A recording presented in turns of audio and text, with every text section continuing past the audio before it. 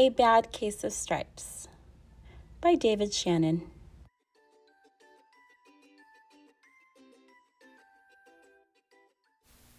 Camilla Cream loved lima beans, but she never ate them. All of her friends hated lima beans, and she wanted to fit in. Camilla was always worried about what other people thought of her.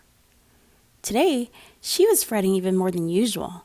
It was the first day of school, and she couldn't decide what to wear. There were so many people to impress. She tried on 42 outfits, but none seemed quite right. She put on a pretty red dress and looked in the mirror. Then she screamed. Her mother ran into the room, and she screamed too. "Oh, my heavens," she cried.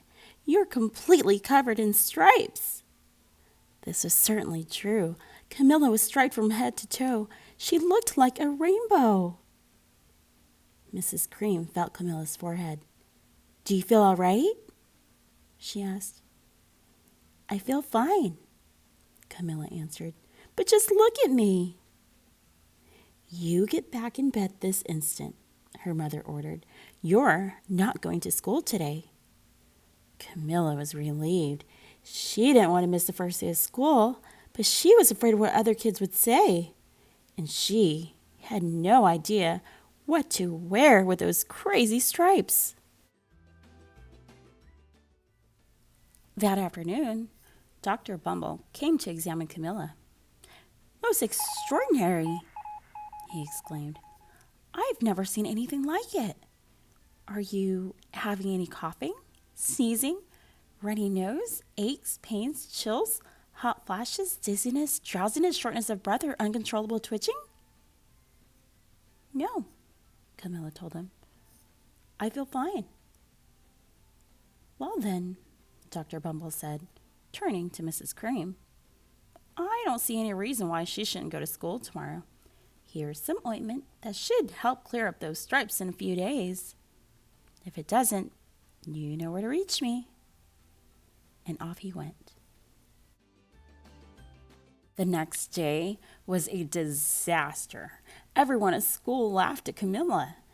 They called her Camilla Crayon and Night of the Living Lollipop. She tried her best to act as if everything were normal, but when the class said the Pledge of Allegiance, her stripes turned red, white, and blue, and she broke out in stars. The other kids thought this was a great idea. One yelled out, "Let's see some purple polka dots." Sure enough, Camilla turned all purple polka dotty. Someone else shouted, "Checkerboard!" And a pattern of squares covered her skin. Soon, everyone was calling out different shapes and colors, and poor Camilla was changing faster than you can change channels on a TV.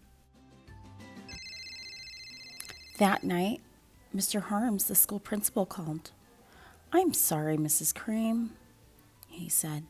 "I'm going to have to ask you to keep Camilla home from school.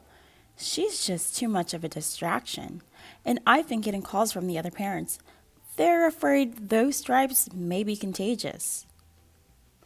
Camilla was so embarrassed. She couldn't believe that 2 days ago, everyone liked her. Now, nobody wanted to be in the same room with her. Her father tried to make her feel better. "Is there anything I can get you, sweetheart?" he asked. "No, thank you," sighed Camilla. What she really wanted was a nice plate of lima beans, but she had been laughed at enough for the day. Well, yes, I see," Dr. Bumble mumbled when Mr. Cream phoned the next day. "I think I'd better bring in the specialists. We'll be right over." About an hour later, Dr. Bumble arrived with 4 people in long white coats. He introduced them to the Creams. "This is Dr. Grubb, Dr. Sponge, Dr. Cricket, and Dr. Young." Then the specialists went to work on Camilla. They squeezed and jabbed, tapped and tested. It was very uncomfortable. Well, it's not the mumps, concluded Dr. Grop. Or the measles, said Dr. Sponge. Definitely not chicken pox, put in Dr. Cricket.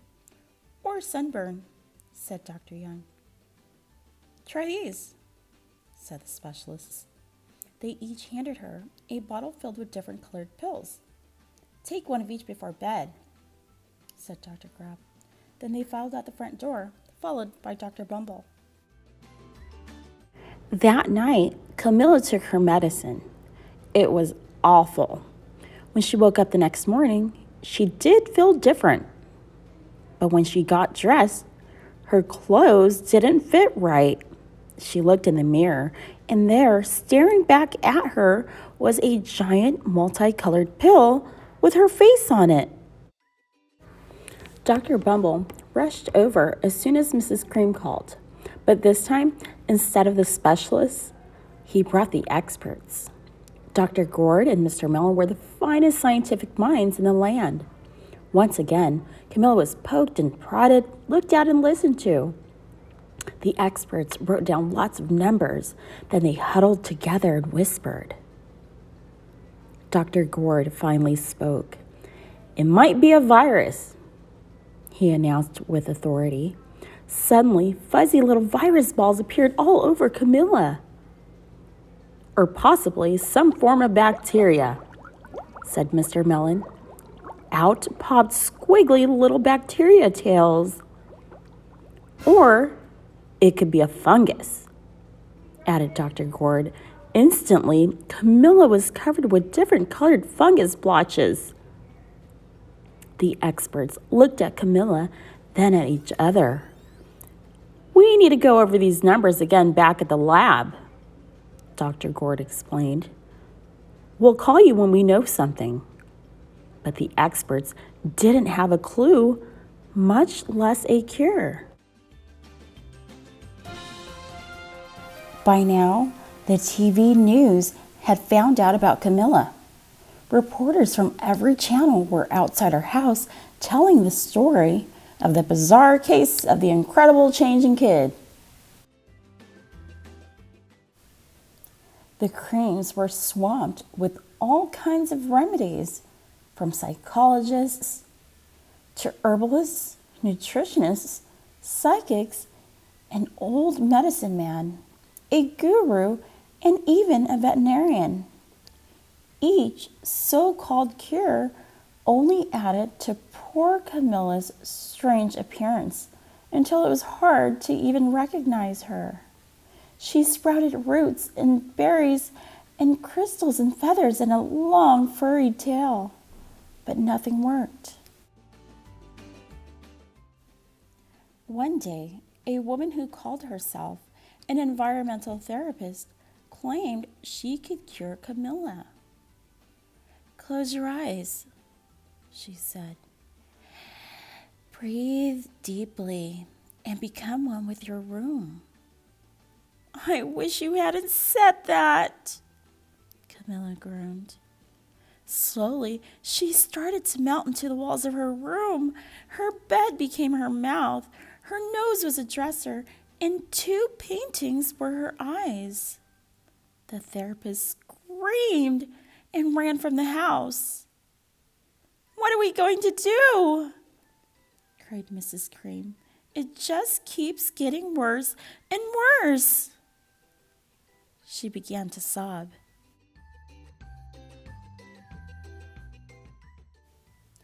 At that moment, Mr. Cream heard a quiet little knock at the front door. He opened it, and there stood an old woman who was just as plump and sweet as a strawberry. Excuse me, she said brightly, but I think I can help. She went into Camilla's room and looked around. My goodness, she said with a shake of her head. What we have here is a bad case of stripes. One of the worst I've ever seen. She pulled a container of small green beans from her bag. "Here," she said. "These might do the trick." "Are those magic beans?" asked Mrs. Cream. "Oh my, no," replied the kind old woman. "There is no such thing. These are just plain old lima beans. I'll bet you like some, wouldn't you?" she asked Camilla. Camilla wanted a big, heaping plateful of lima beans more than just about anything, but she was still afraid to admit it. "Yuck," she said. "No one likes lima beans, especially me." "Oh dear," the old woman said sadly. "I guess I was wrong about you." She put the beans back in her bag and started toward the door. Camilla watched the old woman walk away. Those beans would taste so good, and being laughed at for eating them was nothing compared to what she had been going through. She finally couldn't stand it. "Wait!" she cried. "The truth is, I really love lima beans." "I thought so," the old woman said with a smile. She took a handful of beans and popped them into Camilla's mouth. "Mmm," said Camilla. Suddenly, the branches, feathers, and squiggly tails began to disappear. Then the whole room swirled around. When it stopped, there stood Camilla, and everything was back to normal. "I'm cured!" she shouted. "Yes," said the old woman. "I knew the real you was in there somewhere." She patted Camilla on the head. Then she went outside and vanished into the crowd. Afterward, Camilla wasn't quite the same. Some of the kids at school said she was weird, but she didn't care a bit. She ate all the lima beans she wanted, and she never had even a touch of stripes again.